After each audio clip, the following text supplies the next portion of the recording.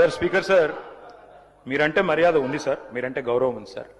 కానీ తమరు కూడా సార్ మా పార్టీ టికెట్ మీద గెలిచిన ఎమ్మెల్యే ఆ పార్టీ టికెట్ మీద ఎంపీకి పోటీ చేస్తే ఆయన నాడ కూర్చోబెడితే సార్ స్పీకర్ సార్ నిజంగా సార్ మీకు దయచేసి మా ప్రార్థన సార్. ఐఎమ్ అపీలింగ్ టు నా మాట మొత్తం వినండి సార్. నా అపీల్ సార్ మీరు నిర్ణయం తీసుకున్నారు తప్పకుండా దాంట్లో మాకేం విభేదం లేదు సార్. మీరంటే సంపూర్ణమైన గౌరవం ఉంది. ఒక్క నిమిషం జ్యుడిషియరీలా కోర్టు కోతాం, జడ్జి జడ్జిమెంట్ ఇస్తాడు. ఈ కోర్టు కాకపోతే ఇంకో కోర్టు కోతాం.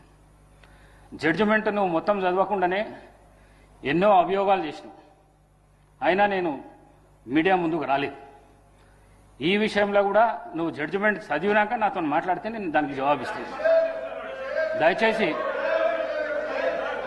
ఈ ప్రశ్నించే దీన్ని మీరు తక్కువ చేసుకుంటే మంచిగుంటుందని చెప్పేసి ఈ సభలను మీకు తెలియజేస్తాను.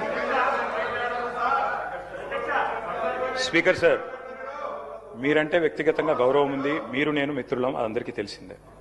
కానీ మీరు తీసుకున్న నిర్ణయం తప్పైనా తప్పకుండా ప్రశ్నించే అధికారం హక్కు నాకు సభ్యుడిగా ఇక్కడ ఉంది, ఉంటుంది సార్. మీరు జ్యుడిషియల్ అథారిటీ నేను కాదంటలేదు, కానీ అట్ ద సేమ్ టైం ప్రజాస్వామ్యంలో ప్రశ్నించడం, నిలదీయడం, అడగడం మా బాధ్యత. అడుగుతాం తప్పకుండా, హైకోర్టులో అడుగుతాం. నేను మీతో సంవాదం కోరుకుంటలేను, ముగిస్తున్నాను. ఒకటే నిమిషం.